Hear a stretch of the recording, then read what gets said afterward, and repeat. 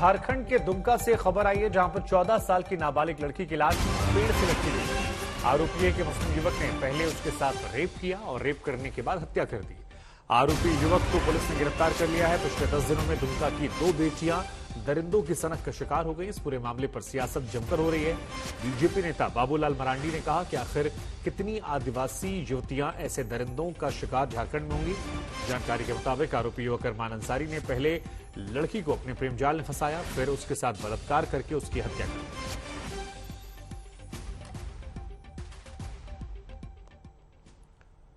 तो 3 तस्वीरें हम आपको दिखा रहे हैं। पेड़ से लटकी नाबालिग की लाश मिली है। रेप के बाद हत्या की आशंका है और इसके बाद उस मुस्लिम युवक को गिरफ्तार कर लिया गया है।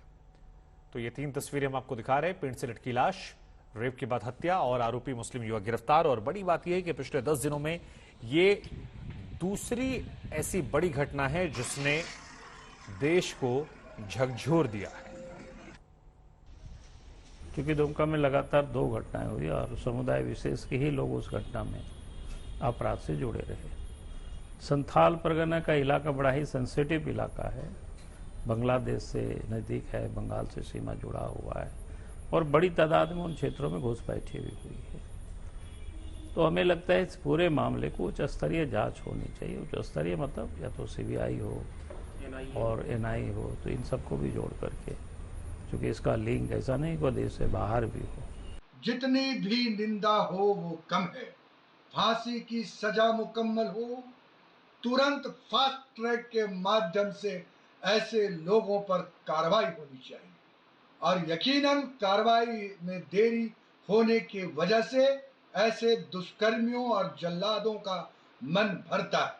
सरकारें किसी की भी हो, कोई भी दुमका जैसी घटनाओं को जस्टिफाई नहीं कर सकता है। हम सबको मिलकर ऐसे कृत्यों के खिलाफ लड़ाई लड़ने की जरूरत है, सबक सिखाने की जरूरत है। और इसी खबर पर हमारे साथ हमारे सहयोगी सत्यजीत जुड़ रहे हैं। सत्यजीत, बीजेपी कांग्रेस दोनों बोल रहे हैं, लेकिन सवाल ये, घटनाएं रुक नहीं रही हैं। 10 दिन के अंदर झारखंड की दूसरी बेटी की हत्या, पहले प्यार और उसके बाद सनक में कत्ल। देखिए, बिल्कुल इस तरह की घटनाएं जो है झकझोर दे रही है पूरे झारखंड को और झारखंड को शर्मसार कर रही है। पूरे देश के मानचित्र पे झारखंड को जाना जाता था महेंद्र सिंह धोनी के लिए, यहाँ के क्रिकेट के लिए, लेकिन इस तरह की घटनाएं जो लगातार हो रही है वो कहीं ना कहीं झारखंड के दामन पे दाग लगा रही है। बड़ी बात यह है कि मुकदमा जो है वो दर्ज कर लिया गया है। 376 आईपीसी लगाया गया है। इसके अलावा 302 जो हत्या का जो धारा है वो है। इसके अलावा पॉस्को एक्ट लगाया गया है।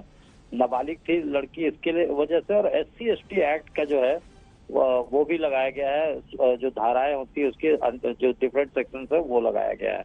तो जाहिर तौर पे प्रशासन ने गिरफ्तारी तो की है, लेकिन semblance of law and order जो है वो नहीं दिख रहा है, जिसके वजह से कहीं ना कहीं मनोबल बढ़ा हुआ है इस तरह के सोहदों का। और इस तरह के ऑफेंस जो है बार बार सामने आ रहे हैं, इस तरह के क्राइम जो है बार बार सामने आ रहे हैं। अगर कानून का जो है इकबाल बुलंद होता है और फियर साइकोसिस होती कि नहीं, अगर हम कुछ अपराध करते हैं तो पकड़े जाएंगे और सजा होगी, तो फिर इस तरह की घटनाओं पर लगाम लगाया जा सकता था।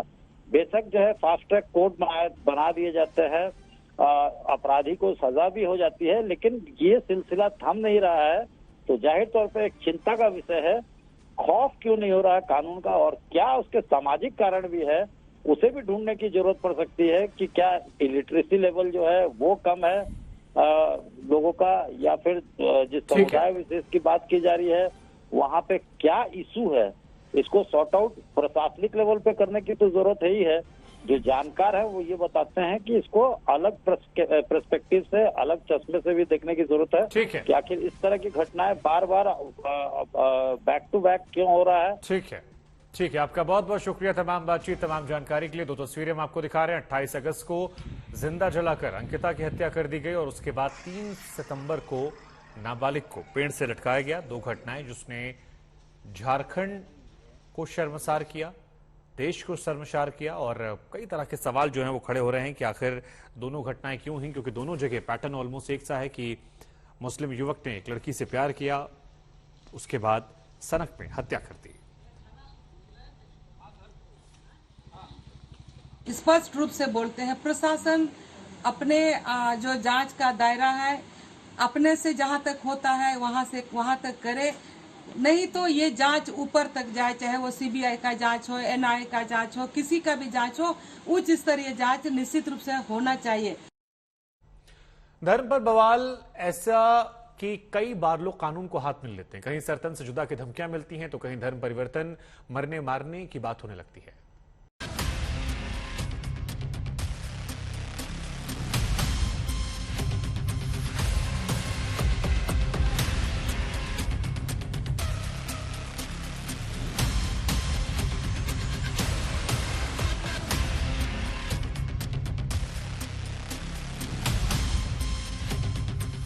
एक और सिर तन से जुदा की धमकी, जिसने इस बार भिलवाड़ा में एक सॉफ्टवेयर इंजीनियर को निशाना बनाया है। पुणे में काम करने वाला ये शख्स अपने पिता की तबीयत खराब होने पर 3 दिन पूर्व भिलवाड़ा आया था, जहां घर की बालकनी में धमकी भरा खत मिला, जिसमें साफ लिखा था कि अगर धर्म परिवर्तन नहीं किया तो सिर तन से जुदा कर दिया जाएगा। तुम्हारी शादी को 3 साल होने वाले, तुम मुसलमान कौम में आओगे तो तुम्हें 5 लाख रुपए देंगे, वहीं तुम्हारे होने वाले बच्चे को 1 लाख रुपए देंगे। तुम सॉफ्टवेयर डेवलपर हो, हमें तुम्हारी जरूरत है। हमने तुमसे कांटेक्ट करने की कोशिश भी की। अभी यूपी से तुम्हारे नंबर पर कॉल भी आया होगा। बोला होगा मुन्ना है क्या, तुम मिल जाओ वरना सर कलम करना हमें आता है। इंशाअल्लाह मिलेंगे जल्दी। इस खत के बाद सॉफ्टवेयर इंजीनियर को कॉल भी आता है, जिसके बाद परिवार खौफ में आ जाता है। मुझे बाहर पोर्च में गार्डन के पास जो है वहाँ पे मैं और मेरे केयरटेकर को एक खत मिला के अंदर थोड़ा धर्म परिवर्तन की बात लिखी हुई थी और सर कलम करने की बात भी थी और कुछ अमेरिका चाइना वगैरह की बात लिखी हुई थी। हाँ, उसमें लिखा हुआ था ऐसा कि अगर आप नहीं आते हैं तो सर कलम भी हम कर सकते हैं ऐसा। मामले की शिकायत के बाद पुलिस एक्शन में आई और फोन करने वाले शख्स को हिरासत में ले लिया। वहीं खत फेंकने वाले शख्स की तलाश जारी है।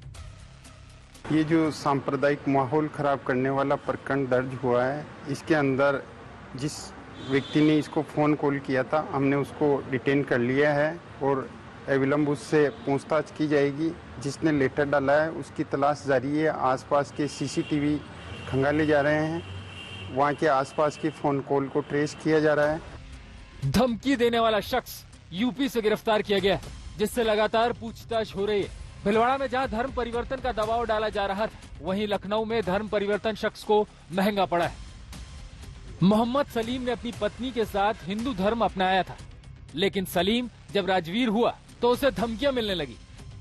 मुख्तार अंसारी के नाम से इनको लगातार धमकाया जा रहा है, इनके साथ बार बार पीछा किया जा रहा है, प्रताड़ना की जा रही है। इनकी बच्ची स्कूल नहीं जा पा रही है। परिवार डरा सहमा है। क्या वजह क्या है? आज ये स्थिति बनी। वजह यह है कि ये हैदर जी एक नेक दिल इंसान है। इन्हें पत्नी के ऊपर हो रहे जुल्म का विरोध किया, तो विरोध स्वरूप वो लोग इनके ऊपर पिस्टल उन्होंने लगा दी। 14 साल पहले दोनों ने प्रेम विवाह किया था, जिसमें सलीम की पत्नी हिंदू धर्म से थी, जिन्होंने अपने प्यार के लिए हिंदू धर्म को छोड़कर इस्लाम धर्म अपना लिया था। लेकिन उन्हें परिवार से प्रताड़ित किया जाने लगा, जिसके बाद सलीम ने धर्म परिवर्तन का फैसला किया। मैंने अपनी पत्नी से शादी करी, आज उसको 14 साल हो गया है हम लोग को।